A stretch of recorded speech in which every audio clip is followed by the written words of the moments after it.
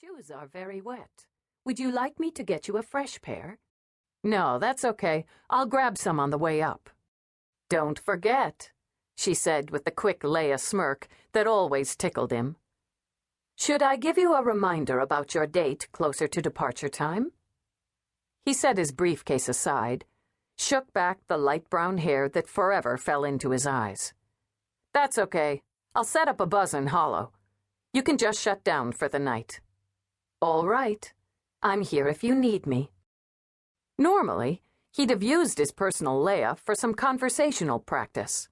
Might have had her keep him company while he unwound from the day and talked about current projects.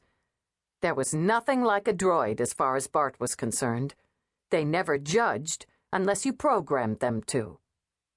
But Fantastical called him. He opened his briefcase, took out the disc, gave it a friendly kiss as he started up the stairs. He decorated his spaces to his own whim and taste, so toys abounded. Props, weapons, costumes, and art from vids and games served as decor and amusement, with every room on every level outfitted with various game systems, vid systems, screens, and comps. It was, for Bart, a dream realized. He lived as he worked, in a big E playroom.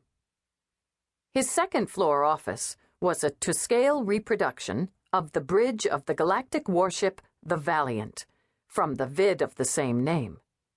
His work on the gaming discs for the vid had given his fledgling Uplay its true start. He forgot about changing his shoes or changing his wet shirt, and went straight to the third floor. Security on the Hollow Room required his thumbprint, voice print, and a retinal scan.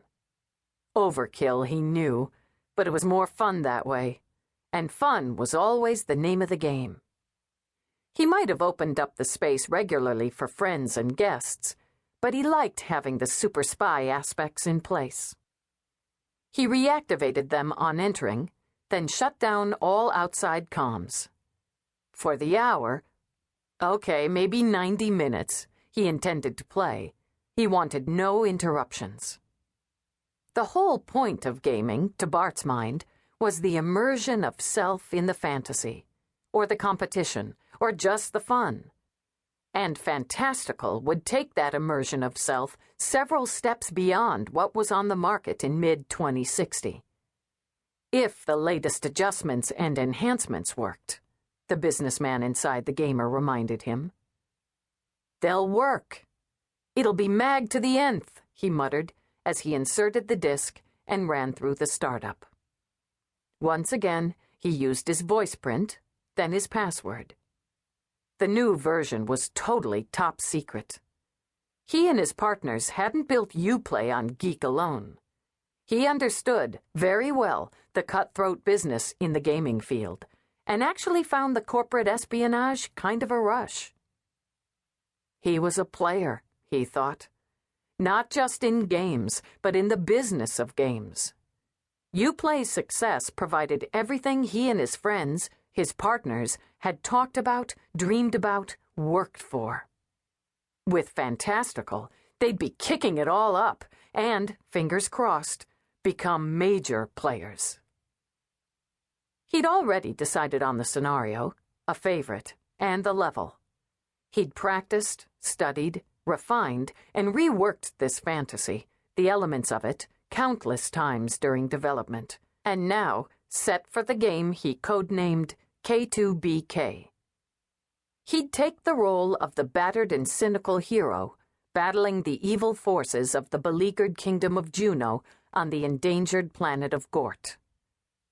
The mirrored walls of the Hollow Room reflected him as the light began to swirl and dim, as his damp and wrinkled khakis and Captain Z's t-shirt, his wet skids, transformed into the scarred battle gear and boots of the warrior king. In his hand he felt the hilt and the weight of the broadsword, and that rush, yes, that new rush of his embodiment of the hero and the battle to come. Excellent, he thought. Excellente primo. He could smell as well as see the smoke of battle, and the blood already spilled.